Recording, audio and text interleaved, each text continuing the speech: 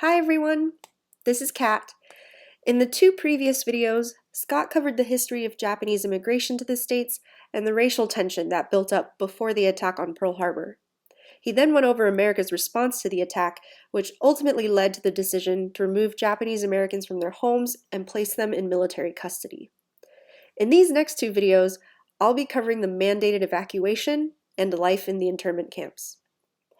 So after FDR signed the executive order allowing the military to create those exclusion areas up and down the West Coast, these evacuation orders started popping up in Japanese communities, requiring that all persons of Japanese heritage register for evacuation and report to their assigned assembly centers.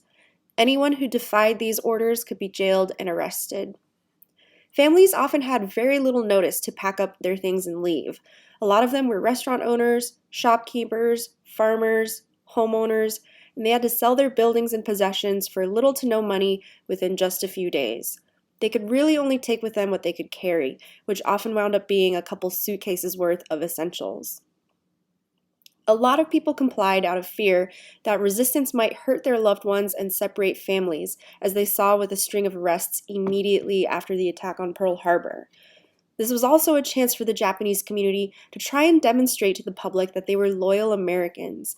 They recognized that everyone would have to make sacrifices in times of war, and they were willing to cooperate, believing that America would take care of them. There's also the Japanese cultural concept of shikata ga nai, which roughly translates to "it cannot be helped," which became one of the psychological principles that compelled the Japanese to comply in the face of authority. Because the more permanent internment camps were still actively being built, evacuees first reported to temporary assembly centers hastily made from converted fairgrounds, livestock exhibition halls, racetracks, and stables. It was common for entire families to be assigned to individual animal stalls, meaning 3 to 6 people could share an enclosure that was meant for one horse. This picture shows the largest of the temporary assembly centers located in Santa Anita, California, which is an hour from where I grew up. I've actually been to this racetrack before, but never knew about its role during Japanese American internment because it just wasn't talked about. These assembly centers, much like the permanent camps, were surrounded by barbed wire fencing and towers manned by armed guards, supposedly for the protection of the evacuees inside. Evacuees stayed here between 3 to 6 months until the permanent camps were ready. This is a map showing the range of the exclusion area in gray, which covered parts of Washington and stretched all the way down to Arizona. The goal was to get everyone of Japanese heritage away from the coast where they were deemed threats to national security and moved further inland. The small round dots represent the location of the temporary assembly centers, and the larger red triangles designate where the 10 major internment camps were located. Notice that the internment camps were officially called relocation centers. These relocation centers were situated in isolated, inhospitable places away from towns and cities. One historian said, "All 10 sites can only be called God-forsaken. They were in places where nobody had lived before, and no one has lived since." The weather and climates could be pretty extreme, and the poorly insulated barracks did little to keep out the heat, cold, dust, and wind. For those up in the high mountain camps, winters were frigid and temperatures dropped 25 below zero. An internee at such a camp said, "One has to be very familiar with how to live in areas below zero, because you don't just grab the doorknobs without being careful. Otherwise, you leave all your skin on the doorknob." For those in the desert camps of Arizona, it got up to 130 degrees in the summer. Those in the swamps of Arkansas didn't fare much better as they contended with humidity and heat. Many of the internment survivors talk about how the lack of privacy was one of the worst aspects of living in the camps. Everything was communal, starting with the barracks that several families had to share. Curtains and sheets were hung up to provide at least a small amount of privacy. There were no kitchens or running water in the living quarters, which meant that all meals were eaten in a communal mess hall. The most humiliating and dehumanizing part was the lack of privacy in bathrooms and showers. The latrines were set up as big open rooms with rows of toilets arranged back to back. Shower stalls also had no doors.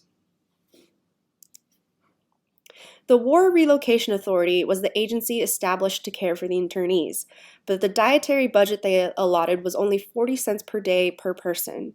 Even in 1940s dollars, this was an unreasonably small budget. Internees were given Army surplus rations of hot dogs, kidney meat, potatoes, ketchup, and Spam, which was a drastic change from the typical Japanese diet. Rations for the general public, like sugar and candy, were impossible to get since the general public felt that internees were only owed the bare minimum of essentials, and even milk was restricted to 6 ounces a day for children under 12. This meant that pregnant mothers and others with increased dietary needs had to go without. To supplement their diets, the internees started growing their own fruits and vegetables, creating farms from the poor soil that they had to work with. With permission, they also raised their own livestock to add to their meat and dairy supply. Since the beginning of the evacuation, when armed guards were dispatched to oversee the transfer and containment of internees, it became clear to many that they were being treated as prisoners. Barbed wire fences and armed guard towers with guns pointed into the camps became iconic images and symbols of the internment experience. One internee said she watched a snake slither under a fence and away from the camp, and realized that it had more freedom than she did. This was all terribly ironic, as Japanese American children in the makeshift camp schools recited the Pledge of Allegiance every morning with liberty and justice for all. Yoshiko Uchida, who went through internment when she was a senior in college, said of the whole experience, quote, "Isolated and imprisoned, we had lost our dignity as human beings." Here's a video from the 1940s showing the US government's take on internment. I'll include a link to this video in the description box below if you'd like to watch it directly through YouTube instead of through this presentation. Listen for the ways the government justified internment, made light of the internment conditions, and spun their actions into a positive model for other countries.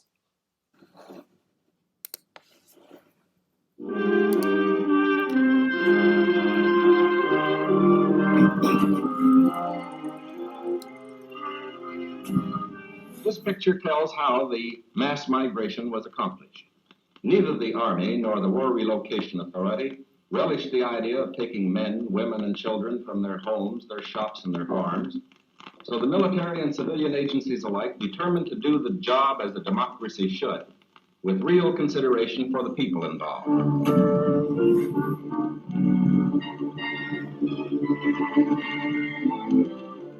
There were more Japanese in Los Angeles than in any other area. At nearby San Pedro, houses and hotels, occupied almost exclusively by Japanese, were within a stone's throw of a naval air base, shipyards, oil wells. Japanese fishermen had every opportunity to watch the movement of our ships. Japanese farmers were living close to vital aircraft plants. So, as a first step, all Japanese were required to move from critical areas such as these. Notices were posted. All persons of Japanese descent were required to register. They gathered in their own churches and schools, and the Japanese themselves cheerfully handled the enormous paperwork involved in the migration. Now the actual migration got underway. The Army provided fleets of vans to transport household belongings and buses to move the people to assembly centers. The evacuees cooperated wholeheartedly. The many loyal among them felt that this was a sacrifice they could make in behalf of America's war effort. In small towns as well as large, up and down the coast, the moving continued.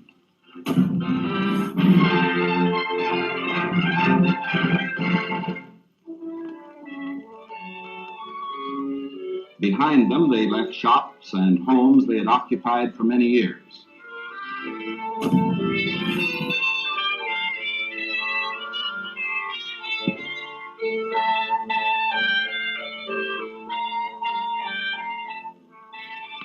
Their fishing fleets were impounded and left under guard. Now they were taken to racetracks and fairgrounds where the Army almost overnight had built assembly centers. They lived here until new pioneer communities could be completed on federally owned lands in the interior. Santa Anita Racetrack, for example, suddenly became a community of about 17,000 persons. The Army provided housing and plenty of healthful, nourishing food for all. The residents of the new community set about developing a way of life as nearly normal as possible. They held church services, Protestant, Catholic, and Buddhist. They issued their own newspaper, organized nursery schools, and some made camouflage nets for the United States Army. Meanwhile, in Arizona, Utah, Colorado, Wyoming, and elsewhere, quarters were being built where they would have an opportunity to work and more space in which to live. When word came that these new homes were ready, the final movement began.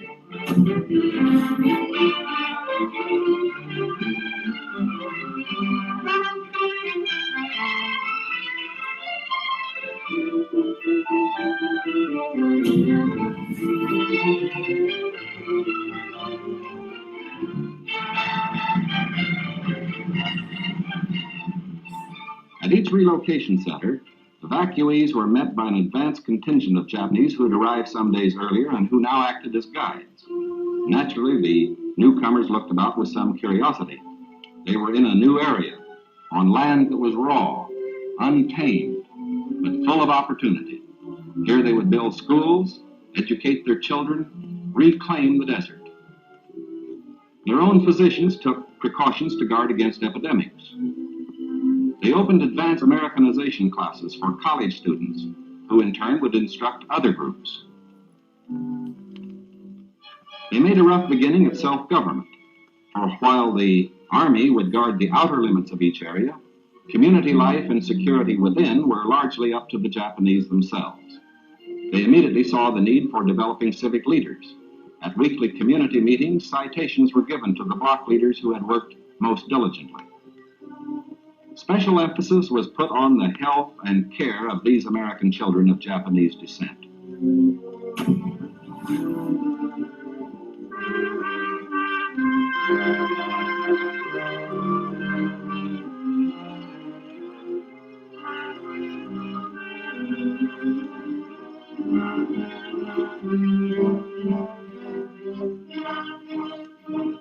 Their parents, most of whom are American citizens, and their grandparents, who are aliens, immediately wanted to go to work. Now, this brief picture is actually the prologue to a story that is yet to be told. It will be fully told only when circumstances permit the loyal American citizens once again to enjoy the freedom we in this country cherish, and when the disloyal, we hope, have left this country for good. In the meantime, we are setting a standard for the rest of the world in the treatment of people who may have loyalties to an enemy nation. We are protecting ourselves without violating the principles of Christian decency. And we won't change this fundamental decency no matter what our enemies do. But of course, we hope most earnestly that our example will influence the Axis powers in their treatment of Americans who fall into their hands.